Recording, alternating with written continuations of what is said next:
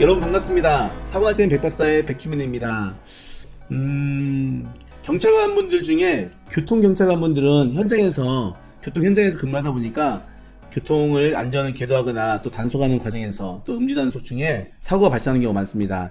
제가 이제 경찰교육원, 지금은 경찰 인재개발원으로 바뀌었는데요. 경찰 인재개발원, 경찰대학교, 또 신입경찰 강의하는 이제 중앙경찰학교가 있죠. 거기까지 해서 경찰 쪽의 강의를 10년이 넘었죠. 10년 이상 지금 강의를 하고 있는데요. 네, 오랜 강의를 하다 보니까 특히 교통경찰관분들이 사고 나면 연락을 많이 주십니다. 지금은 이제 경찰관분들 중에 친한 분들도 많이 있고 다 건너건너 아시는 분들도 많이 계시는데, 그래서 경찰관분들을 많이 도와드리고 상담도 해드리고 그랬어요. 근데 이제 근무하다가 사고 났는데 그 보상받기가 이렇게 녹록지 않거든요. 휴업손해만 해도 입원하기도 쉽지 않고요. 본인이 입원하면 다른 동료들이 그 자리를 메꿔야 되기 때문에 입원도 쉽지 않고, 또 입원을 해도 또 입원 기간 동안에 급여 공제가 없다는 이유로 보험회사에서 또 합의금이 그 휴업손해가 인정이 안 됩니다. 약관상.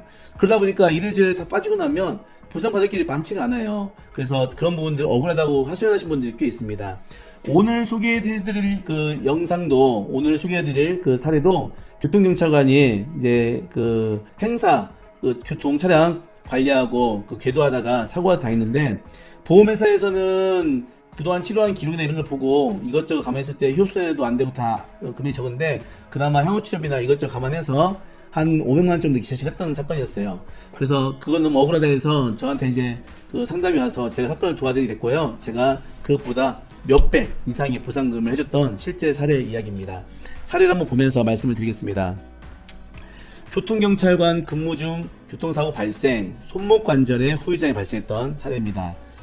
영상 한번 보겠습니다. 이 지금 소리가 들리나 보겠어요? 네. 이게 여기서 들리겠다. 아이고, 죄송합니다.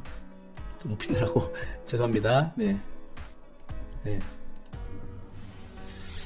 자, 이렇게 차로가 3차로 중에 갓길을 그 행선을 퀴어 축제인가요? 행선을 하고 이렇게 차량이 궤도하는데 이 앞차를 아이고, 큰 사고 발생했습니다.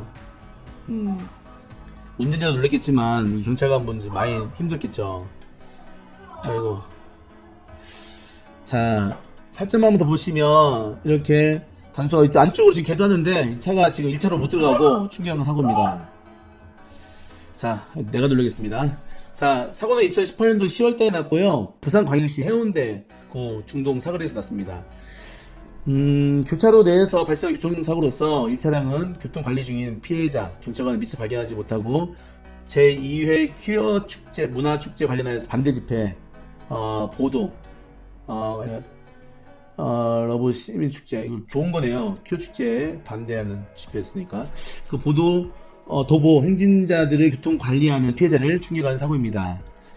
자, 이렇게 가서 이게 차선이 줄어드니까 이쪽 이 1, 2차로가 1차로 들어가는데 깜빡이 켜고 잘 들어갔어야 되는데 제대로 들어가지 못하고 서있던 경찰관을 충격한 사고입니다. 요건 하단, 네, 상세 불면 골절이고 손목이죠. 견갑대, 등쪽, 그 다음에 이명도 있고 현기증도 있고 머리도 내진탕도 있고 편두통도 있고, 그리고 16일 정도 입원했고요. 72일 정도 통을 치렀어요. 이 정도 치료하면 경찰관분들은 그 교대 근무하고 하기 때문에 치료받을 시간이 많지 않거든요. 진짜 많이 치료받으신 거예요.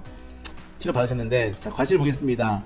이 사건 교통경찰관이 직무를 수행하기 위해서 부산 퀴어 문화축제 관련하여 반대 집회하는 행진자들의 교통 관리하던 중에 가해 차량에 의해서 발생한 점, 가해 차량이 진행하는 방향으로 1, 2차로 진행하던 차량을 경찰관이 사고 장소 이후 2차선의 진행을 통제 중이었던 점, 또 가해 차량 운전자는 사고 장소 경찰관이 2차선 진행을 통제하고 1차선 진행을 수신호 하였음에도 무시하고 사고 발생한 점. 그 경찰관에게 어떤 과실도 물을 수 없다는 게 이제 제 생각입니다. 그래서 무과실로 했죠.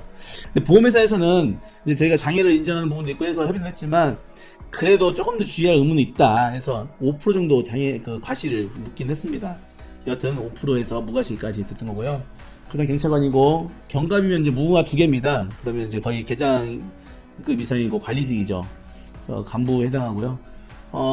연봉이 7,300에다가 상여금까지 해서 8,200, 그리고 세금은 560만원 정도, 합치면 600만원 정도 넘겠죠. 그래서 이걸 매월 사고 직전 1년의 소득으로 저희가 환산을 합니다.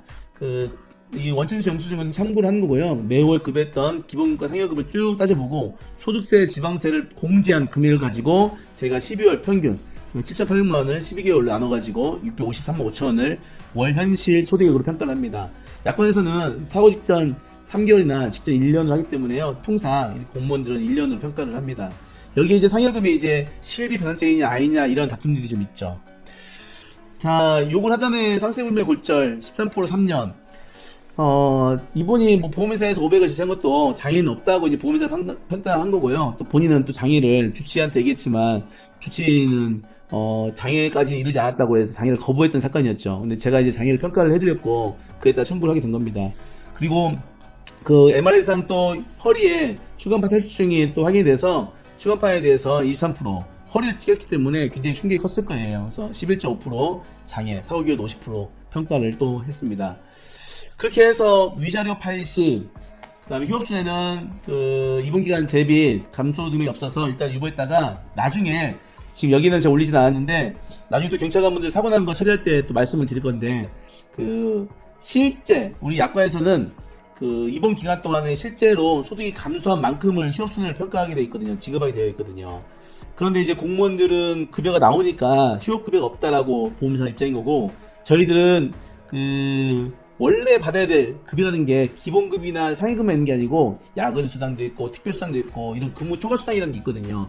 이런 수당들만 계산해도 얼추 한 2, 300 정도 차이 나는 경우가 많이 있습니다. 그래서 그런 것들을 저희가 입증하고 나중에 청구해서 추가로 받았던 사건입니다. 여기서는 손해정을 유보했지만 추가로 또 휴업손해를 평가했던 것이고 대개는 이제 공무원들은 휴업손해가 없다라고 해서 보험사 입장에서는 이 휴업손해를 지금 안 하다 보니까 장애 빼면 줄 게 없는 거예요. 그래서 뭐 200만원, 300만원, 많이 주면 500만원 이렇게 금액으로 퉁치고 합의를 하는 거죠.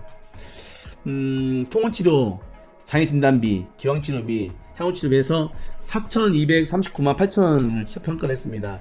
제가 시작하기 전에 모두에 말씀드린 것처럼 보험회사에서는 장애 없고 그 치료 다 끝났으니까 합의금으로 500만원 정도 제시를 했던 사건입니다. 근데 제가 4,200만원 정도 평가를 했고요.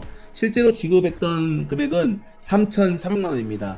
3,400만원에 과실 5% 감안해가지고 이렇게 3,400만원 받게 됐고요. 장애도 인정이 잘 됐던 사건입니다. 제가 중간중간에 시간을 좀 체크하느라 좀 보고 있습니다. 자, 교통경찰관분들이 현장에서 근무하다 보면 사고가 좀 많이 납니다. 그리고 그 근무 여건상 치료를 많이 받지 못하는 경우도 있고요.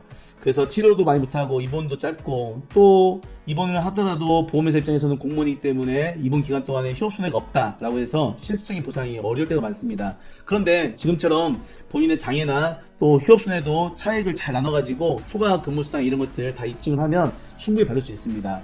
제가 평가해서 잘 받았던 사건이고요. 또 이 영상 보시는 관련된 공무원들이나 또 피해자분들 있다면 휴업손해나 이런 것도 결코 보험사 입장처럼 다 못 받는 게 아니라는 걸 참고하시면 좋을 것 같고 후유장애를 잘 평가해야 보상금을 잘 받을 수 있다. 그리고 제가 진짜 전문가를 만나야 손해배상이 편하다고 강의에 올려드린 것처럼 진짜 전문가들은 이 후유장애를 특히나 잘 컨트롤할 줄 압니다. 그걸 잘 다룰 줄 알아야 진짜 전문가라는 것을 또 말씀드리면서 오늘 영상 여기서 마치겠습니다. 오늘도 제 영상 시청해주셔서 감사합니다. 여러분 고맙습니다.